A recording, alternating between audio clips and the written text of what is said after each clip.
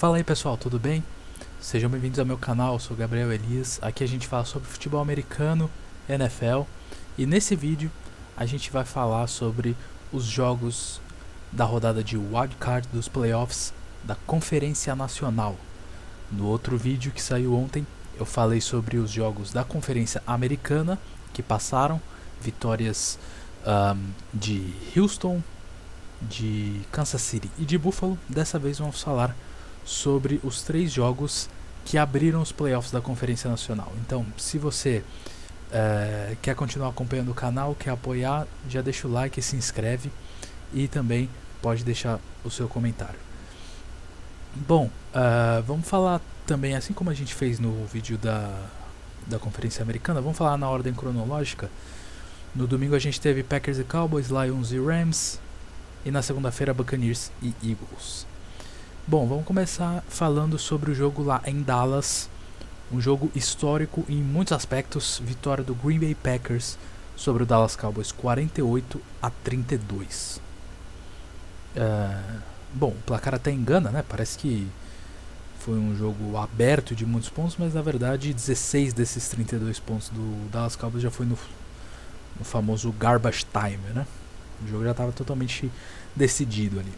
O jogo foi decidido muito rápido. Inclusive perguntaram, saiu até agora esses dias, saiu na terça-feira, né, o vídeo da coletiva do Shanahan, Kyle Shanahan, técnico do San Francisco 49ers, e perguntaram para ele a partir de que momento vocês começaram a se preparar para enfrentar o Green Bay Packers, né? Mais ou menos a partir de que momento vocês descobriram que era o Green Bay Packers que vocês iam enfrentar.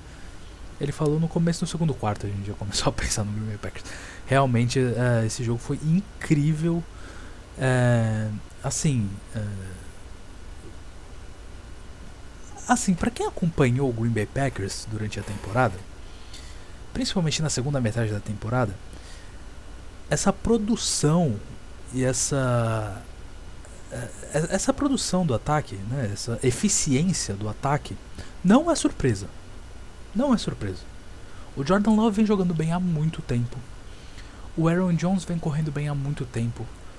Vários recebedores entre esses jovens recebedores do Green Bay Packers estão jogando muito bem, semana após semana. Então Romeo Doubs está sempre jogando bem. Dontavion Wicks, Jaden Reed, esses dois têm touchdown quase todo jogo.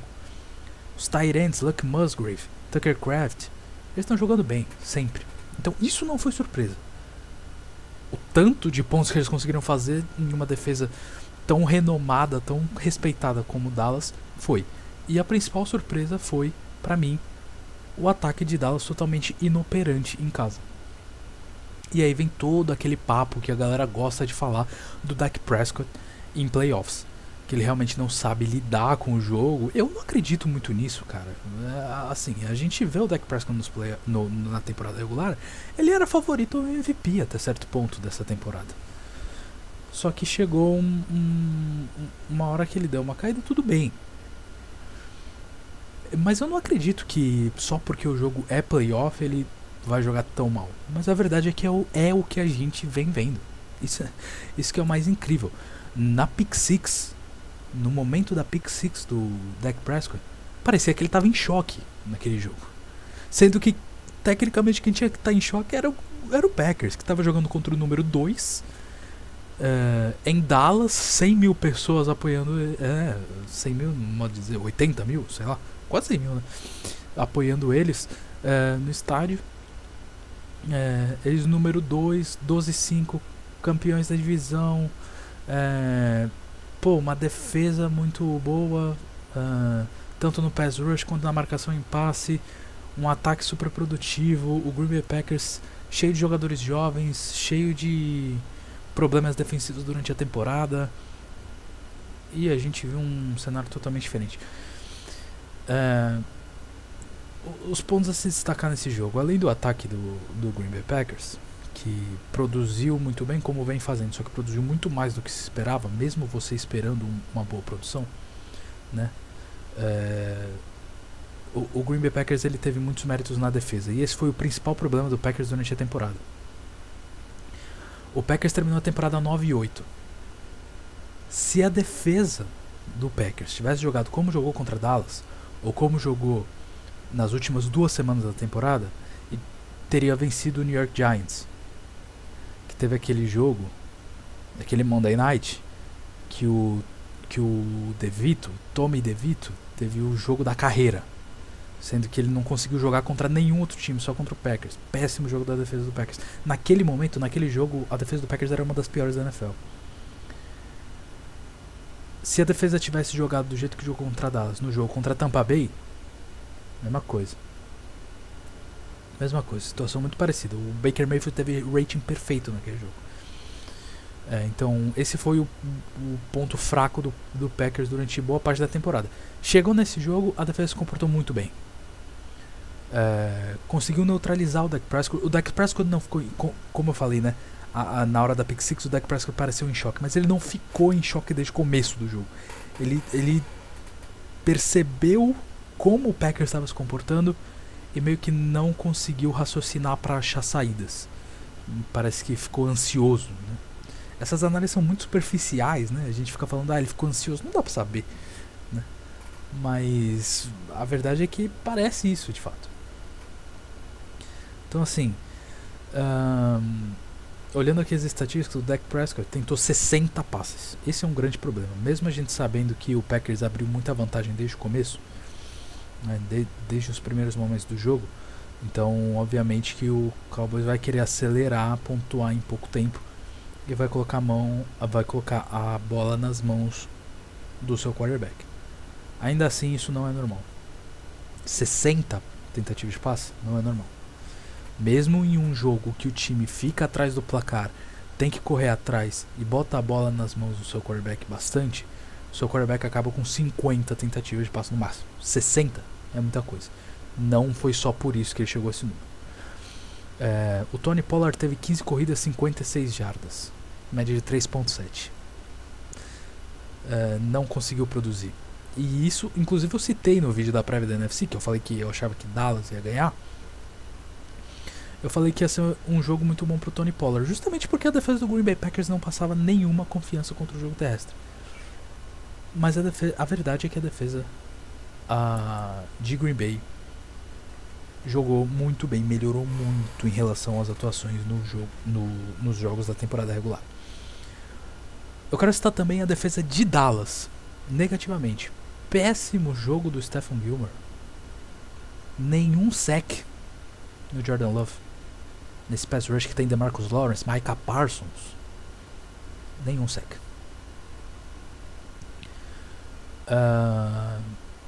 Jordan Love teve 16 de 21, 272 jardas, 3 touchdowns, nenhuma interceptação, nenhum sack, 157.2 de rating, praticamente um rating perfeito.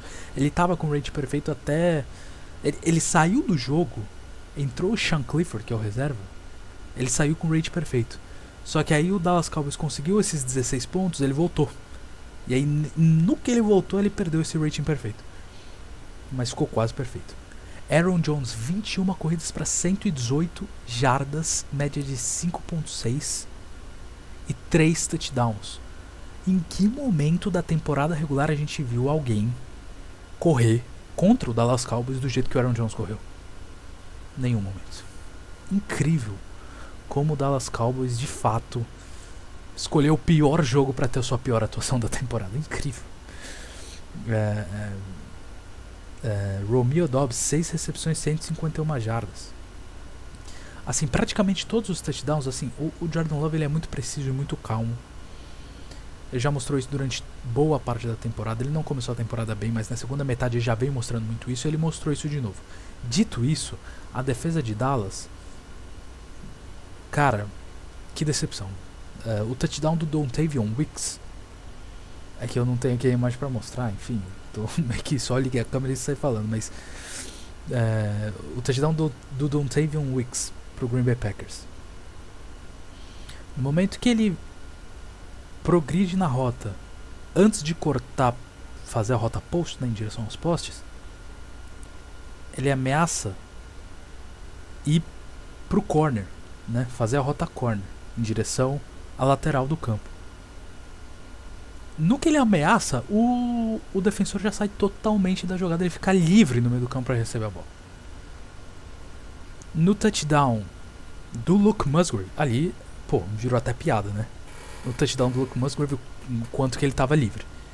Simplesmente, um linebacker passou a responsabilidade pro outro, para acompanhar o tight end, para ir atrás do Jordan Love. No fim, ele foi atrás do Jordan Love, e o segundo linebacker que tinha que acompanhar o tight end ficou fazendo mais ou menos a mesma função, ficou no de spy. O Luke Musgrave atravessou o campo, ninguém viu ele atravessando o campo. Os jogadores da secundária estavam todos responsáveis por outros marcadores. Ele estava livre e marcou o touchdown. O touchdown do Romeo Doubs, que foi aquele passe curto para dentro da end zone, pelo meio, assim, a bola passa pelo meio da defesa. Ninguém vê o Romeo Doubs. Ele passa por trás dos linebackers e não tem ninguém ali na cobertura. E nenhum linebacker acompanha ele ali também, que poderia fazer, pelo menos para cortar a linha de passe. Todos os linebackers, eles partem pra lateral, pra meio que dobrar nos recebedores que estavam ali. Porque o Jordan Love começou a rolar pra direita. O Jordan Love viu o Romeo Doubs passando livre e fez o passe muito bem. Isso é um lance que, ao mesmo tempo que eu tô falando aqui como se fosse um erro absurdo da defesa de Dallas, foi um erro da defesa de Dallas. Ninguém acompanha o Romeo Doubs. Mas tem quarterback que não consegue fazer isso, não consegue ter essa leitura. Então tem os dois lados também. Bom, então basicamente é isso. Uma atuação muito decepcionante do Dallas Cowboys, muito. Eu acho que de todos esses anos, eu acho que era o ano que o Dallas Cowboys tinha mais condições de chegar longe. 8-0 em casa durante a temporada. E chega nos playoffs com todo o direito de jogar em casa, só não jogaria em casa numa eventual final de conferência contra o número 1. Você pega o número 7 em casa e você perde dessa maneira. Muito decepcionante. Não sei o que vai acontecer no futuro do Dallas Cowboys. Eu não sei se o Mike McCarthy vai sair. O Dak Prescott provavelmente volta para o ano que vem. Mas não acho que ele seja o problema também. É difícil você meio que ver qual é o problema. Porque como é que eu vou falar que o Dak Prescott é o problema? Ele teve uma temporada muito boa. Dallas, é aí que tá, né? Dallas teve uma temporada tão boa. Qual que é o problema, né? O problema realmente é nos playoffs. Como é que você vai corrigir isso? Boa pergunta. Por outro lado, o Green Bay Packers, o time mais jovem da liga a vencer em playoffs. Nunca o Dallas Cowboys em jogo de playoffs tinha levado tanto ponto em casa. O Green Bay Packers nunca perdeu no AT&T Stadium. Incrível isso. Maior pontuação do Green Bay Packers na história dos playoffs, igualou, né, na rodada divisional da temporada de 2010 contra o Atlanta Falcons, naquela temporada que o Green Bay Packers foi campeão do Super Bowl. O Packers fez 48 pontos, né, no Atlanta Falcons. Então, assim, foi um jogo histórico pro Green Bay Packers. Realmente histórico. Mas como eu já havia dito quando eu falei sobre a classificação dos Packers aos playoffs, eu acho que esse resultado diz mais sobre como o Packers está muito perto de ser um time competitivo no que diz respeito aos próximos anos, do que realmente um time pronto agora para brigar. Agora ele vai a São Francisco pegar o 49ers. Sinceramente, mesmo com essa atuação, eu acho que é outra coisa totalmente diferente.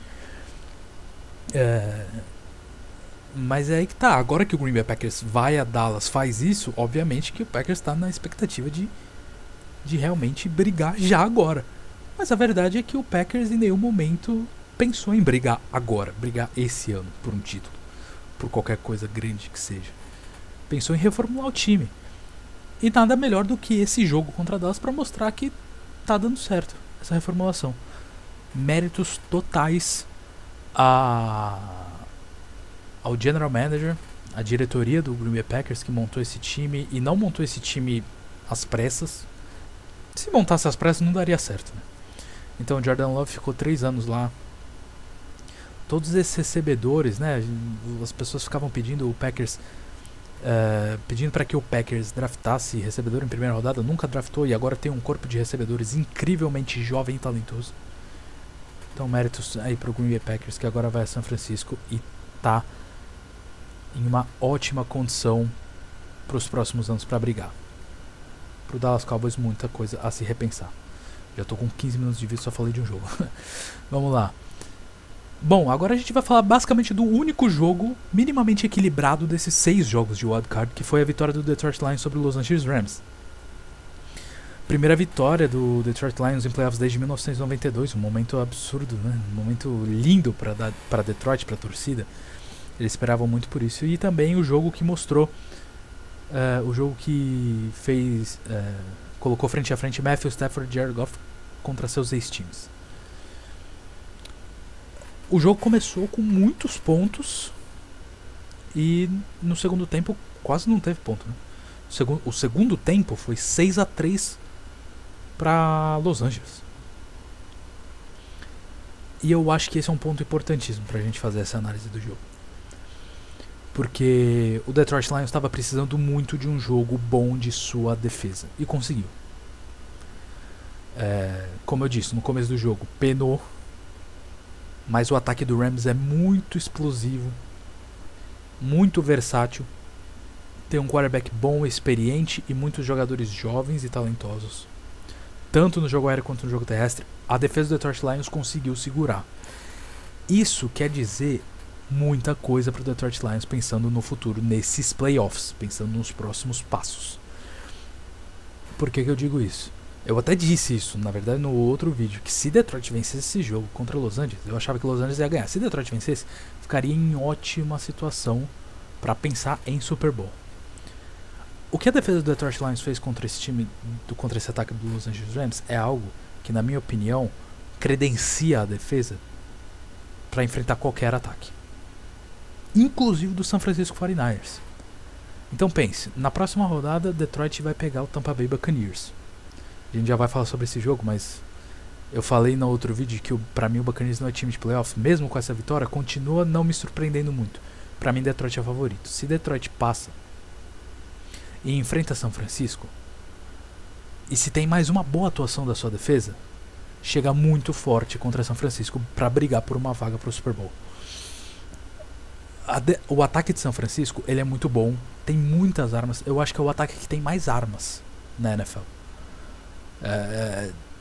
Mais opções. Então você tem um quarterback com muitas armas, você tem um quarterback que pode lançar pro George Kittle, pro Deebo Samuel, pro Brandon Ayuk. São recebedores bons e de características diferentes. E você tem o Christian McCaffrey, que é simplesmente o Christian McCaffrey, melhor running back da liga, um dos favoritos ao MVP.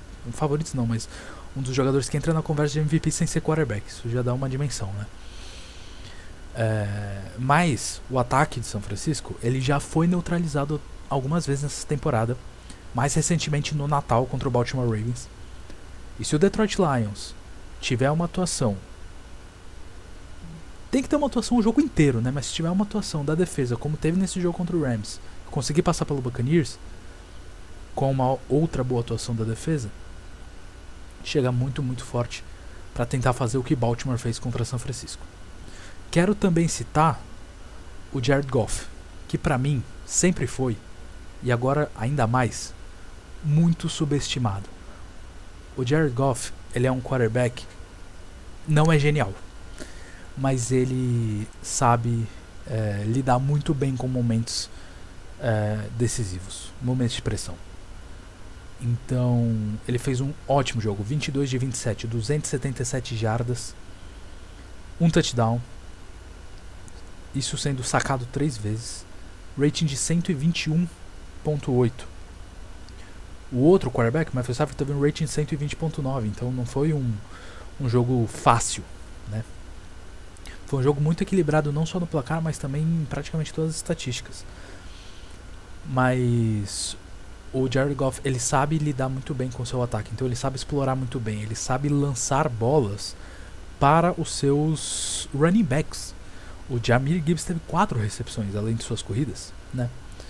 E ele sabe usar muito bem também as armas que tem os seus recebedores. O Amon-Ra St. Brown, 7 recepções para 110 jardas. O Josh Reynolds teve 5 recepções. Quem imaginava que o Josh Reynolds seria tão envolvido nesse ataque? Isso passa muito pelo Jared Goff também. A gente vê, por exemplo, em Miami, o Tua Tagovailoa tendo boas atuações em temporada regular, porque tem o Tyreek Hill, basicamente. E a gente tem outros exemplos ao redor da liga também, de como um wide receiver ajuda tanto o quarterback. O Jared Goff, ele usa muito bem o seu corpo de recebedores, na minha opinião. Então, assim, o Josh Reynolds, ele foi peça importante nesse ataque de Detroit por muitas vezes durante essa temporada. E praticamente toda vez que ele aparecia, as pessoas pensavam que era algo esporádico, assim, né? Tipo, esse jogo o Josh Reynolds foi bem. Mas ele foi bem praticamente todo jogo que ele esteve disponível, cara. Então, assim... Cara, esse time de Detroit realmente é uma força da NFC.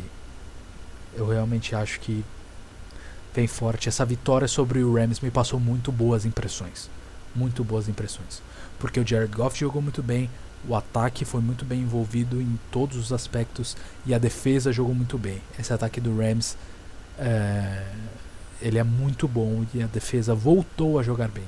Porque era uma preocupação. A defesa do Detroit não vinha jogando bem no fim da temporada regular. Jogou bem. Ótima vitória de Detroit. E agora a gente vai falar sobre a vitória do Tampa Bay Buccaneers 32-9 sobre o Philadelphia Eagles. Eu falei lá no vídeo da AFC que eu não queria muito traduzir o resultado em demérito do perdedor e queria dar bastante mérito ao vencedor. Mas esse jogo aqui, cara, todos os méritos que Tampa Bay merece, mas assim, que decepção o Philadelphia Eagles. Foi um vexame. O que a gente viu segunda-feira à noite foi um vexame. Eu não vou poupar palavras, não. Foi um vexame, cara. Assim, por muito tempo esse jogo teve 16-9 pra Tampa Bay. Mas parecia realmente que tava com 30 pontos à frente. Philadelphia não conseguia lidar com o jogo. Não conseguia, assim, parecia que Philadelphia tava se segurando, sabe? Assim, no tipo... parecia que tinha alguma barreira, mas a barreira era imposta pelo próprio Philadelphia. Uma coisa incrível. Eu vou citar aqui um número que me irritou muito. Eu não sou torcedor do Eagles, tá? Mas mesmo assim eu fiquei revoltado vendo o Eagles. Vou citar uma coisa. DeAndre Swift, 10 corridas para 34 jardas. Não pode, cara. Que isso? Por que isso? O Philadelphia Eagles, é que assim, o Philadelphia começou o jogo já tomando pontos. Começou o jogo cedendo pontos, né?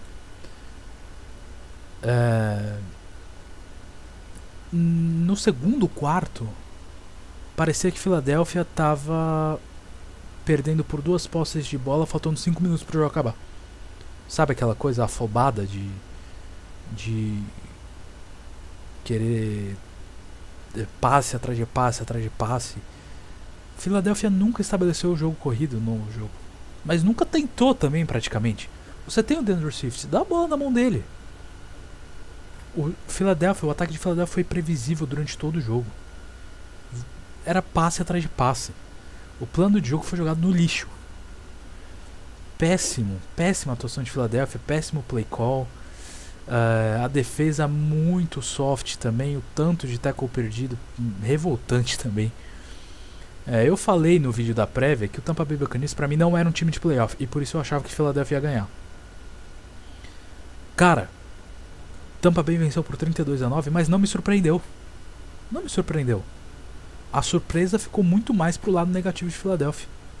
Eu ainda acho que Tampa Bay não tem o que um time de playoff precisa, mas mesmo assim foi e venceu em playoff por causa do Philadelphia. Bom, a gente tem que dar os méritos aqui. Baker Mayfield, veja só, o Baker Mayfield não teve um aproveitamento muito bom, 22 de 36. Sabe? Então, 337 jardas e 3 touchdowns, um rating de 119.8. É um ótimo rating. Mas 22 de 36 não é um aproveitamento muito bom. Mas por outro lado, o Jalen Hurts teve 250 jardas no jogo todo. Enfim, assim, tem muita coisa pra falar sobre Philadelphia. eu assistindo o jogo, eu fiquei realmente revoltado com a atuação de Philadelphia. Principalmente pelo que a gente sabe que Philadelphia é capaz, pelo que a gente viu Philadelphia fazer durante a temporada. Não é o que a gente acha que Philadelphia pode fazer, é o que a gente viu fazer. É o mesmo time que estava 10-1 na semana 12. Incrível, incrível. Eu não achava que Philadelphia ia ter uma atuação que nem teve, principalmente falando da defesa agora, que nem teve contra Arizona na reta final da temporada. E teve. E teve. Incrível. Começam as conversas sobre demissão do Nick Sirianni. Eu, pessoalmente, não acho que o Sirianni precisa ser demitido. Não acho. Querendo ou não, ele foi pro Super Bowl ano passado e teve uma temporada 10-1. Eu acho que a Philadelphia se perdeu durante essa segunda metade de temporada. A mudança ali na chamada de defesa, né? É aquela coisa, eu acho que o Sirianni deve voltar, mas ele tem que arrumar a casa.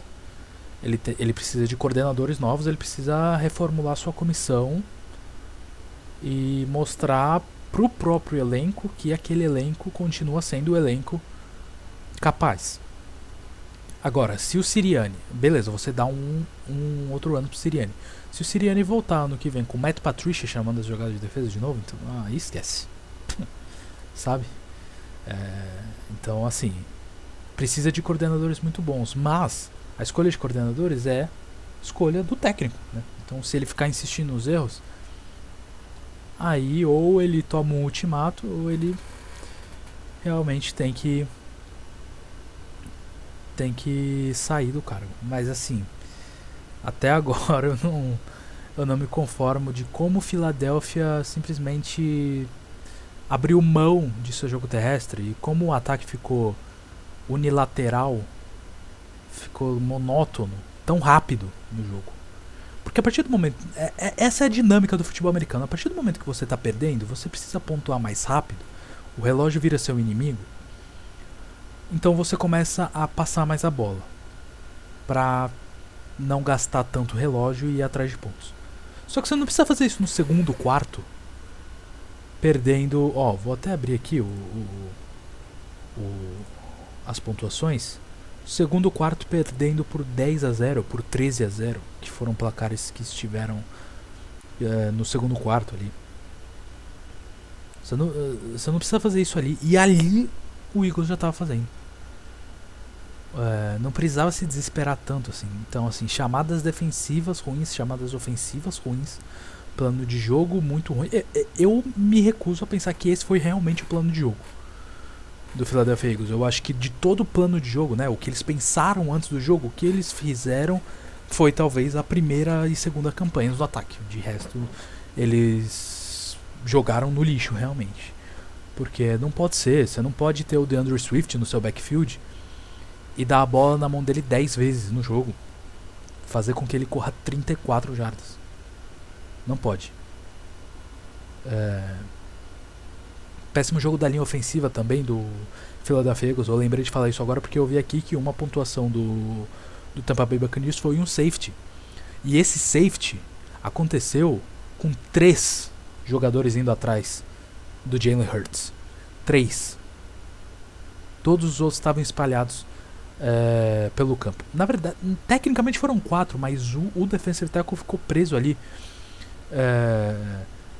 com dois bloqueadores e nem foi pra cima do Jalen Hurts. Tinham 3 jogadores defensivos envolvidos ali naquela jogada. O Jalen Hurts conseguiu se desvencilhar, devia ter jogado a bola fora, não jogou, tentou jogar a bola fora quando estava já quase sendo sacado, cometeu um intentional grounding na end zone, foi um safety. Então assim, jogo decepcionante, fim de temporada decepcionante para Philadelphia, mas eu não acho que seja terra arrasada. Por outro lado, o Tampa Bay agora vai para Detroit jogar contra o Lions. Para mim é azarão de novo, assim como era nesse jogo contra a Philadelphia, mas assim como fez contra a Philadelphia, pode ir lá e vencer. Eu acho que vai ser bem difícil de Tampa Bay vencer esse jogo, sinceramente. Eu continuo, como eu disse no começo da análise aqui, eu continuo sem me surpreender com esse time de Tampa Bay. não me anima em nada. Baker Mayfield fazendo o que tem que fazer, mas sem ser muito genial. Ele tem seus recebedores de muita confiança. Vou até abrir aqui o box score. Mas assim, o Cade Otton teve 11 targets, 8 recepções para 89 jardas. Se a defesa de Detroit conseguir neutralizar o Cade Otton, que não é nenhum Travis Kelce da vida, o Baker Mayfield já vai ter um jogo bem mais complicado. Rashad White, 18 corridas para 72 jardas, média de 4 jardas por corrida. Ótimos números. Mas se a defesa de Detroit começar o jogo bem, se Detroit começar o jogo pontuando e diminuindo a produção do jogo terrestre, colocando toda a pressão para cima do Baker Mayfield, conseguir marcar o meio do campo para tirar essa opção do Cade Otton, aí o Tampa Bay vai ficar com muitos problemas. A gente sabe que quando o Baker Mayfield ele se sente pressionado, ele dá a bola para o adversário. Tirando o Cade Otton, que teve 8 recepções para 89 jardas, quem teve mais recepções foi o Chris Godwin, com 4 para 45 jardas. Tiveram outros recebedores com boas jardas, mas muito por causa de recepções longas. Por exemplo, o Trey Palmer teve 56 jardas, mas teve uma recepção, que foi a do touchdown. Foi um touchdown de 56 jardas. David Moore, 2 recepções para 66 jardas. Uma recepção de 44 e uma de 22. Então, o Mike Evans teve 3 recepções para 48 jardas. E não teve um bom jogo, teve drops também. Então, assim, esse time do Tampa Bay Buccaneers ainda me parece um pouco limitado quando a gente vai falar de playoffs. Principalmente falar rodada divisional, quando restam 4 times na conferência. Então, eu acho que é uma tarefa dificílima para Tampa Bay. Mas se Tampa Bay conseguir forçar uns turnovers, chamar boas jogadas no ataque, estabelecer o jogo corrido, que tem armas para isso, o Rashad White é um bom running back, por que não surpreender Detroit? Então, assim, acho uma tarefa difícil, mas tá vivo na temporada. Então é isso, pessoal. Esses foram os jogos da rodada de wildcard da Conferência Nacional. Eu volto numa próxima para fazer a prévia dos 4 jogos da rodada divisional. Aí eu acho que eu vou fazer um vídeo só, falando dos 4 jogos. Então deixa o like, se inscreve aí no canal, comente, dê alguma sugestão pro canal. Vamos conversar sobre a NFL também, se quiser dar a sua opinião sobre algum assunto que foi citado aqui. Enfim, e fique ligado para mais vídeos, beleza? Um abraço.